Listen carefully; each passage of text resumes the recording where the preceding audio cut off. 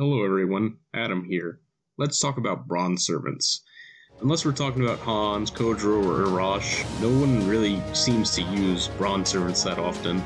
That's pretty understandable considering a lot of them are inferior to most servants due to their low stats and level caps. Like I said, Hans, Kodro, and to some extent Urash are pretty good, but most of them aren't really worth using, and even the good ones have much better alternatives. Which is why I'm going to ignore all that and tell you about Matahari. Now, I'm going to preface this video by saying this. Is Matahari a good servant? No. Absolutely not. In fact, just stop watching this video right now if you aren't dead set on using Matahari.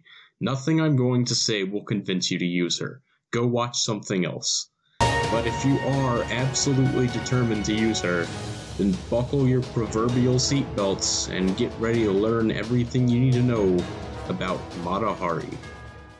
Let's get all the bad stuff out of the way first. Both Matahari's attack and HP are absolutely abysmal, with her attack being the 4th lowest in the entire game, and her HP being the 2nd lowest in the entire game. She also has the lowest attack among all assassin class servants, which are already known for hitting like a wet noodle. Because of this, she'll be doing next to no damage even against riders, and then die if so much as a light breeze touches her. Now her passives. Matahari is actually very special in this regard, as she's the only servant in the entire game that has no passives at all. No, not even presence concealment, which literally every other assassin has. I mean, it's understandable because with a design like hers it would be quite difficult to, conceal her presence. They should have at least given her something. Anyway, because of this, she has lower crit star generation than most assassins. Okay, on to the good stuff. Her skills are actually all pretty decent. Espionage is a buff to her crit star drop rate, which makes up for her lack of presence concealment. She won't be generating stars like Curse Armasan or Fumakotaro, so if you're looking for a budget star generator, look elsewhere. Pheromone is just like Shootin' Doji's first skill, except the charm only works on males. Probably her best skill for the defense debuff alone. Double Cross won't be coming until Mata's Strengthening Quest, which won't be coming for a while, but it's still worth mentioning since it's one of the few skills that inflict Skill Seal. That can be pretty useful for preventing enemies from buffing themselves.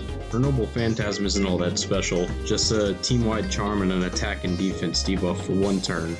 However, it's pretty useful for softening up enemies for an NP chain. It's also worth noting that her NP gain is absolutely ridiculous. Even with just 1 Arts card, she can easily spam her NP. So with all that in mind, it should be obvious what Matahari's role is: charming and debuffing. Both Pheromone and her Noble Phantasm inflict charm, which can be useful for protecting your squishier servants for 1 more turn. But you're mostly going to be using her as a debuffer. Use Pheromone, Double Cross, and her NP to lower the enemy's defenses, and then blow them up with a servant that has an actual attack stat, like Kintoki, Kualter, Jalter, Raiko, or Lubu if you're poor. You could also make a charm team with servants like Steno and Uriel, but those are memes. Don't use them. As for craft essences, I personally like to go with Prisma Cosmos for spamming her NP easier, but Divine Banquet does a good job at this role as well. Imaginary Around is also a decent choice because of her 3 quick cards, but if you don't have that, then Gander or the Verdant Black Keys are nice budget options. Overall, Matahari isn't terrible, but she's still really bad. She's a decent debuffer, but there are other servants like Shootin' Doji and Asterios that do that job better. And the unfortunate thing is that this is literally the only thing that she's good at. Her abysmal stats make her not really worth using over the aforementioned Shootin' and Asterios. You can make her work, but it really isn't worth the resources you dump into her. So what's even the point of using her? Why do I use her?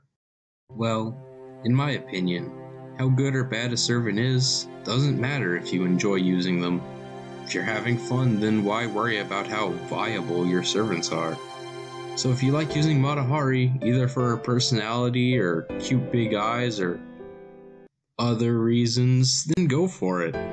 Nothing should ever stop you from using your favorite characters. Just don't use Steno. Please.